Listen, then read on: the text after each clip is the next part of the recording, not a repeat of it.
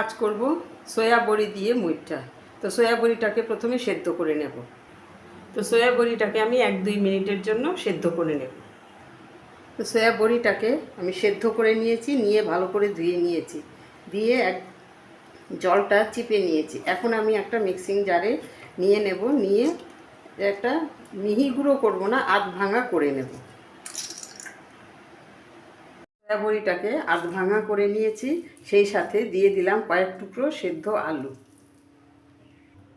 দিলাম আদা রসুন কাঁচা লঙ্কার পেস্ট, দিলাম স্বাদ মতো নুন, দিলাম একটু হলুদ গুঁড়ো।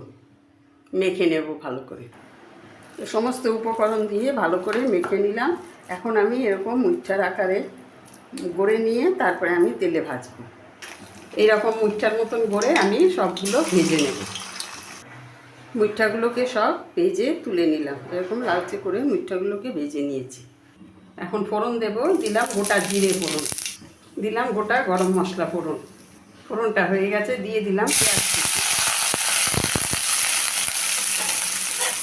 দিয়ে একটু ভেজে নেব। সেই সাথে আমার মশলা লাগছে জিরের গুঁড়ো, ধনের গুঁড়ো, লঙ্কার গুঁড়ো, হলুদ গুঁড়ো, সেই সাথে নুনও একসাথে নিয়ে নিয়েছি।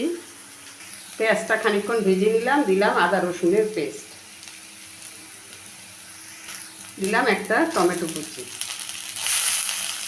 ভেজে নেব, কাঁচা গন্ধটা চলে যাওয়া পর্যন্ত একটু ভেজে নেব। এখন দিয়ে দেব গুলে রাখা মশলাটা,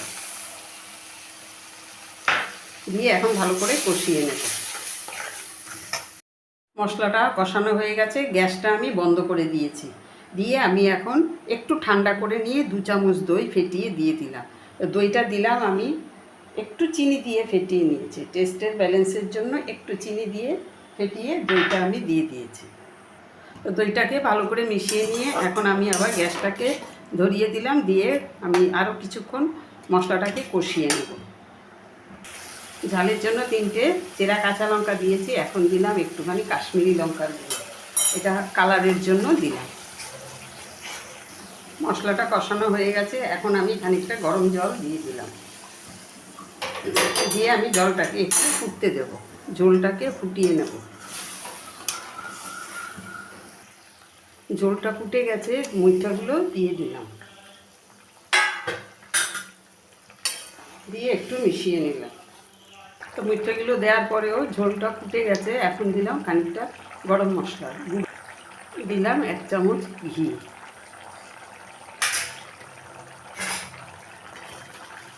এখন আমি নামিয়ে নেব। তো সয়াবিনের মুইঠা তরকারি কমপ্লিট, নামিয়ে নিলাম।